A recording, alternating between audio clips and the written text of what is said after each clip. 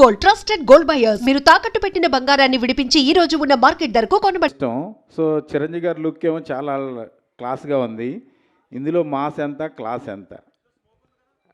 అది స్మోకా అది అది ఇంత ఇంత అని చెప్పలేను, కానీ నేను ఎప్పుడు చేసినా కూడా సినిమా మెజారిటీ ఆఫ్ ఆడియన్స్ అందరికీ రీచ్ అయ్యేలా చేస్తూ ఉంటున్నాను.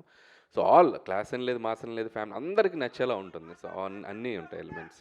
సార్ చిరంజీవి గారి గ్రేస్ అన్న స్వాగ్ అనేది 100% క్యాప్చర్ అయినట్టు అనిపించింది నేను చూసిన గ్లిమ్స్లోనే. ఎస్పెషల్లీ మీరు అన్నట్టు ఆ గుర్రం షాట్ అయితే ఒక వింటేజ్ చిరంజీవి గారిని చూసినట్టు అనిపించింది. మీ ఫీల్ ఏంటి సార్? ఫస్ట్ టైం మానిటర్లో చిరంజీవి గారిని చూస్తున్నప్పుడు మీ ఫీల్ ఏంటి? ఫస్ట్ షాట్ గురించి ఏమన్నా చెప్తారా? అంటే నాకు చాలా ఫస్ట్ టైం అంటే నేను ఆయన్ని స్క్రీన్ మీద తీసింది మేము ఫస్ట్ షాటు అంటే ఇది కాదు యాక్చువల్గా, ఇంకొకటి. సో అది నేను ఇప్పుడు రివీల్ చేయకూడదు.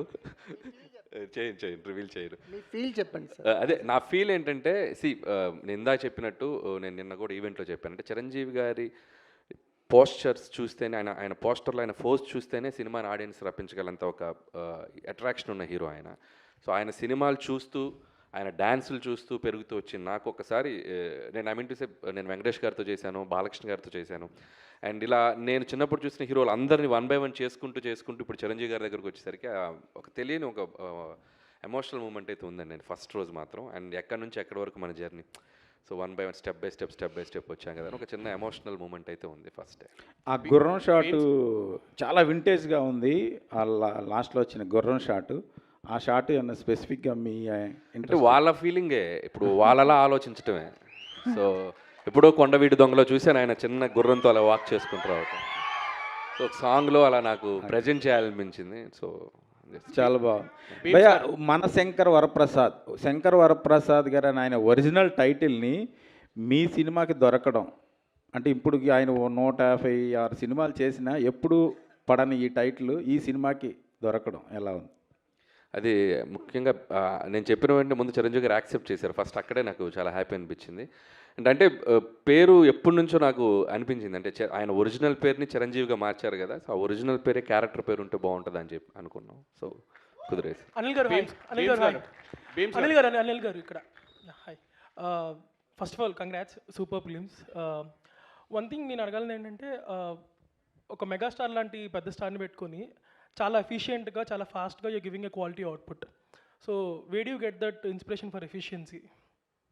అంటే టీమ్ వర్క్ అండి. అండ్ ప్రొడక్షన్ నుంచి సపోర్టు, అండ్ కెమెరామెన్ గారు సమీర్ రెడ్డి గారు, అండ్ క్రాఫ్ట్స్ అందరూ అనుకున్నది క్లారిటీగా ముందు 1 week 10 days ముందు షెడ్యూల్స్ డిస్కస్ చేసుకోవటం, and with in the time quality తగ్గకుండా ఆయన ప్రజెంట్ చేయటం Sameer Reddy garu. It's like team work, everybody. So అది వాళ్ళ క్రాఫ్ట్ని 100% చేయటం. గ్లిమ్స్లో ఒక బీజిఎం వాడారు. Are you extending it for a full song also? ఏదండి? గ్లిమ్స్లో ఒక సాంగ్ వాడారు కదా, that is the BGM of Shankar Varaprasad garu. Okay, theme song వస్తుంది అది. ఇంకా దీన్ని రకరకాలుగా బీమ్స్. సో తగడతం 24, తగడతం 56. సో దాన్ని పెట్టుకొని ఒక 6-7 వెర్షన్లు చేసాడు తను ఆల్రెడీ బిఫోర్ షూట్. అంటే బీమ్స్తో కంఫర్ట్ ఏంటంటే, పక్కనే అన్నపూర్ణలోనే స్టూడియో, ఎప్పుడు ఖాళీగా ఉంటే అక్కడికి వెళ్ళి కూర్చోవటమే. సీన్స్కి ముందే బీజిఎమ్స్ ఇచ్చేస్తున్నాడు. సో నేను బీజిఎమ్స్ పెట్టుకుని షూటింగ్ చేస్తున్నాను. సో మనోడు మన పక్కనే ఉండటం కూడా డైరెక్టర్కి ఎంత కంఫర్టో చూడండి. సాంగ్స్ ఆన్ టైం, షూట్కి ముందు 4 పాటలు ఇచ్చేసాడు. So credit goes to Bheems. And కంఫర్టబుల్గా ఆరామ్గా చేసుకున్నాను. సార్ అనిల్ గారు సార్ అనిల్ గారు ఇక్కడ అనిల్ గారు యాక్చువల్గా అంటే ఇండస్ట్రీలో ఎవరు ఎక్స్పెక్ట్ చేయని కాంబినేషన్ సెట్ చేస్తుంటారు మీరు. బట్ ఫ్యాన్స్లో ఎప్పటి నుంచో ఒక కాంబినేషన్ కోసం ఎదురు చూస్తున్నారు. అది మీ వల్ల అవుతుందని అనిపిస్తుంది. ఇటు మెగాస్టార్, అటు బాలకృష్ణ గారు, మీరు ఇద్దరితో సినిమాలు చేస్తారు. వీళ్ళిద్దరి కాంబినేషన్లో మీ నుంచి ఏమైనా సినిమా ఎక్స్పెక్ట్ చేయొచ్చా ఫ్యూచర్లో? చిరంజీవి గారు వెంకటేష్ గారితో మనం ప్రయాణం మొదలైంది. అండ్ బాలకృష్ణ గారి ఒక 50 years ఫంక్షన్లో కూడా చిరంజీవి గారే మైక్లో చెప్పారు, మేము ఇద్దరం కలిసి చేస్తే మేము రెడీగా ఉన్నామని. అలాంటి కథ సెట్ అవ్వాలి. ఎందుకంటే ఇద్దరు ఇటు చిరంజీవి గారిది ఒక కైండ్ ఆఫ్ ఇమేజ్ ఉన్న హీరో, బాలయ్య గారు ఒక కైండ్ ఆఫ్ ఇమేజ్. వీళ్ళిద్దరిని కలిపి చేయాలంటే అంత అద్భుతమైన కథ కుదరాలి. ఖచ్చితంగా అలాంటి కథ కుదిరినప్పుడు ఎవరైనా ట్రై చేస్తే డెఫినెట్గా బాగుంటుంది. అండ్ నా దగ్గర అలాంటి కథ కుదిరితే ఆటోమేటిక్గా అప్పుడు చూద్దాం. దట్స్ లైక్ బీమ్స్ గారు